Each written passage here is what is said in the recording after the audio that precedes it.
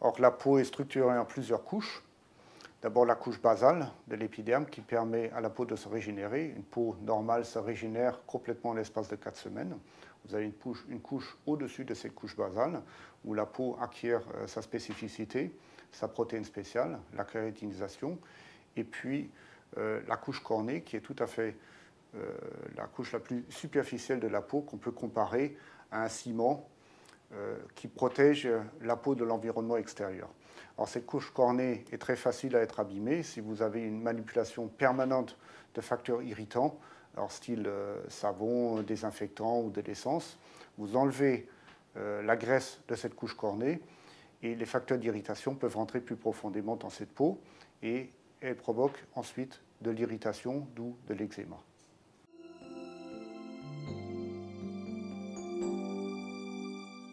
Alors il ne faut pas manipuler bien sûr les produits qui sont très très irritants, alors comme l'acétone, comme les solvants, comme la peinture, comme l'essence. Il faut toujours se protéger avec des gants adéquats, pas des gants uniquement en latex parce que tout passe à travers. Mais il y a également des produits entre guillemets dangereux que l'on ne suspecte pas. Le premier de ces éléments, c'est l'eau. Quelqu'un qui se lave 50 fois ou 100 fois les mains par jour et n'applique pas de crème de protection, détruit la couche cornée. L'eau n'hydrate pas la peau, l'eau dessèche complètement la peau. Deuxième facteur d'irritation, c'est les savons. Alors bien sûr, les savons liquides sont moins irritants que les savons sous forme de pain, mais également ces savons détruisent les graisses au niveau de l'épiderme, au niveau de la peau, et produisent également donc de l'inflammation si vous les utilisez de façon permanente.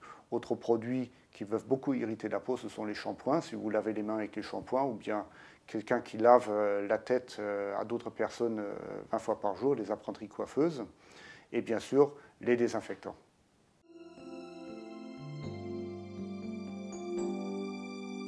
Dans les eczémas de contact, il faut différencier deux types de lésions. D'une part, les eczémas d'irritation. Tout le monde peut en souffrir. S'il y a un contact suffisant avec l'eau, avec le savon, avec le désinfectant, avec le shampoing. Et puis les eczémas allergiques de contact qui sont dus à une sensibilisation contre certains produits, par exemple le nickel ou des produits qu'il y a dans des savons, mais sur une base génétique.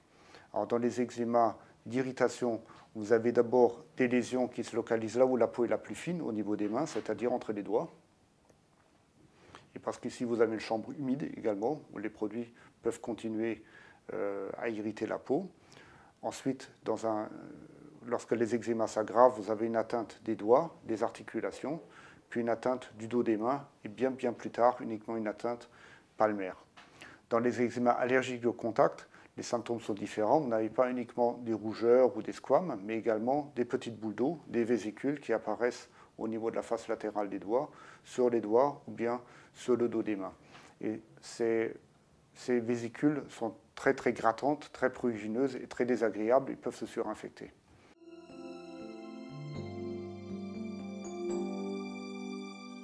Alors il faut utiliser de préférence des savons liquides et des savons liquides qui regraissent un peu la peau. On appelle ça des Sundets, ce sont des produits lavants où il n'y a pas vraiment de produits agressifs, pas de savon dedans qui enlève cette graisse de la peau. Il faut éviter de se laver trop souvent les mains. Je dirais maximum 10 à 15 fois par jour, c'est tout à fait suffisant dans la vie courante.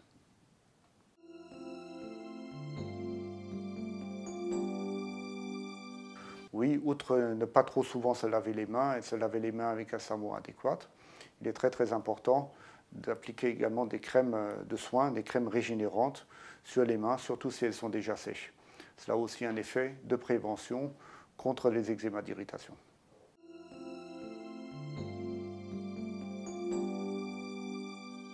Or, le temps qu'il fait dehors est bien sûr un facteur aggravant de l'eczéma d'irritation. Le froid dessèche la peau. Si vous avez une peau sèche, déjà irritée, que vous sortez dehors, que vous ne vous protégez pas, les eczémas s'aggravent, première chose. Vous avez également des patients ou des personnes qui génétiquement ont déjà une peau sèche. On appelle ça le contexte atopique. Et ces personnes qui ont déjà la peau sèche développeront beaucoup plus fréquemment des eczémas d'irritation si elles manipulent des produits irritants comme l'eau, ou bien des désinfectants, ou bien des savons.